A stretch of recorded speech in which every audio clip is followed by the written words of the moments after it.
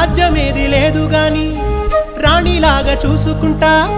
కోట కట్టలేను గాని కళ్ళల్లో నిన్నే దాచుకుంటా రాత ఎట్లా రాసి ఉన్నా